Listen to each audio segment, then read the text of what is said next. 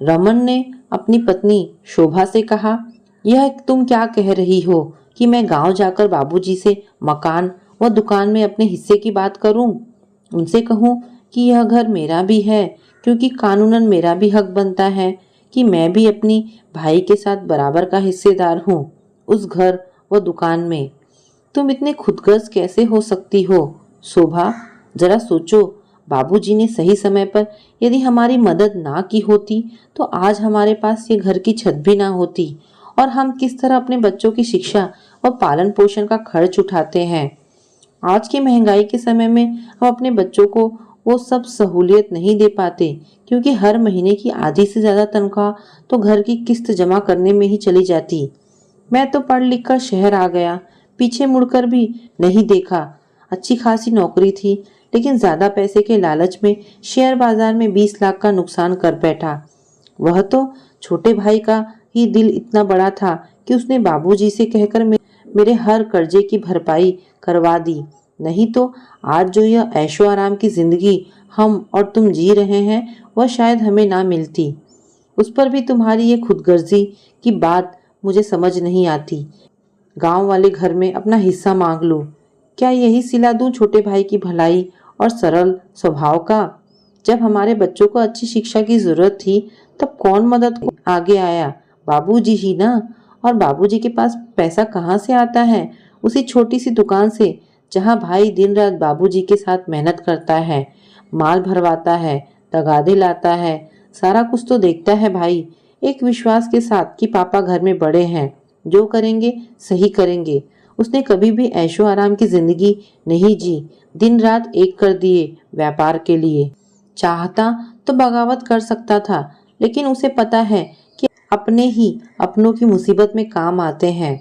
उसने निस्वार्थ अपनी मेहनत की जमा पूंजी भी हमारे बच्चों की पढ़ाई के लिए बाबूजी को दे दी, और तुम उसी भाई से हिस्से की बात करती हो? हमारे पास तो फिर भी सर पर छत है, शहर में अच्छा जीवन यापन कर रहे हैं। उसने अपनी पूरी जिंदगी निस्वार्थ बाबूजी के साथ व्यापार व माँ की सेवा में लगा दी। क्या उसकी पत्नी को हक नहीं था तुम्हारी तरह निश्चिंत व बेफिक्र जिंदगी जीने का? उसने भी अपने पति के साथ माँ की सेवा में बरसों लगा दिए, और तुम हिस्से की बात करती हो। यदि यही बात थी तो माँ की सेवा में हिस्सा मांगती, जिम्मेदारियों में हिस्सा मांगती, तब मैं समझता कि हाँ, तुम ठीक कह रही हो।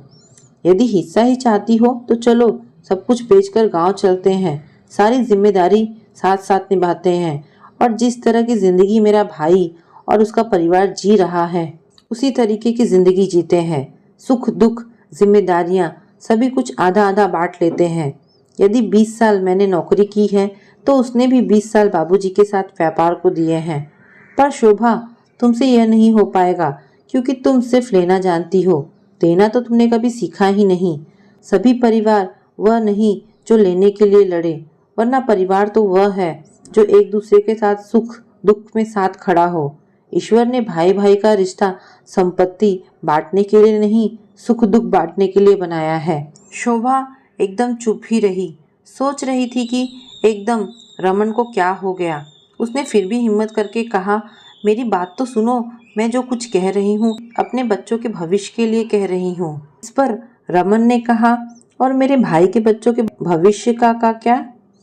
और शोभा, लेनी हो तो अपनों की दुआएं लेनी चाहिए, उनके दिल से आह के साथ निकली बद्दुआएं नहीं, क्योंकि बिना बोली बद्दुआएं ईश्वर से मिला अभिशाप होता है। लेकिन तुम ठीक कह रही हो शोभा, गांव तो मुझे जाना ही होगा अपना हिस्सा लेने के लिए, अपने भाई के दिल में अपने प्यार का हिस्सा, बाबूजी के आशीर्वाद की दुआओं में अपना हिस्सा, भाभी की आंखों में अपने पन का हिस्सा, और भतीजा भतीजी का अपने बड़े पापा के लिए सम्मान में अपना हिस्सा।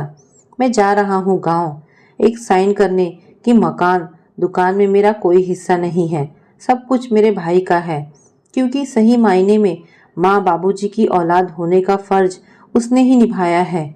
जो जिम्मेदारियां हमें दोनों भाइयों को मिलकर उठानी थी उसने अकेली ही उठाई है। कहकर रमन निकल पड़ा अपने गांव की ओर, अपने हिस्से के लिए, एक भाई से भाई के प्यार का हिस्सा लेने के लिए, दोनों भाइयों के दिलों को जोड़े रखने के लिए। तो दोस्तों, ये कहानी आपको कैसी लगी अगर आपको कहानी पसंद आई हो तो प्लीज़ इसे लाइक एंड शेयर करें। धन्यवाद दोस्तों।